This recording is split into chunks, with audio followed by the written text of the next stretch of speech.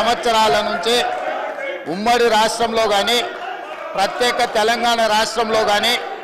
A B C D వర్గీకరణ మీద మాదిగ ఉపకులాల యువకులు పోరాటాలు చేయడం జరిగింది. వారి పోరాటాల ఫలితం ఒకనాడు ఇదే శాసనసభలో మాదిగ ఉపకులాల వర్గీకరణ కోసం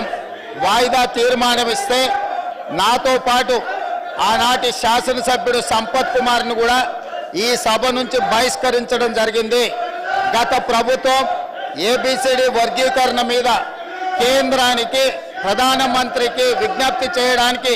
అఖిల పక్షాన్ని తీసుకెళ్తామని చెప్పి తీసుకుపోకుండా మాదిగ సోదరులను మోసం చేయడం జరిగింది. కానీ డిసెంబర్ 3, 2023 నాడు ప్రజాప్రభుత్వం బాధ్యత తీసుకున్న తర్వాత తక్షణమే మా ఉప ముఖ్యమంత్రి గారి సూచన మేరకు మాజీ ఉప ముఖ్యమంత్రి ప్రస్తుత మంత్రి దామోదర్ రాజనరసింహ గారి నేతృత్వంలో మా శాసనసభ్యులందరినీ అడ్వకేట్ జనరల్ని ఢిల్లీకి సుప్రీంకోర్టుకు పంపించి న్యాయ కోవిధులతోని చర్చించి సుప్రీంకోర్టులో బలమైన వాదనను తెలంగాణ రాష్ట్ర ప్రభుత్వం కాంగ్రెస్ ప్రభుత్వం వినిపించడంతో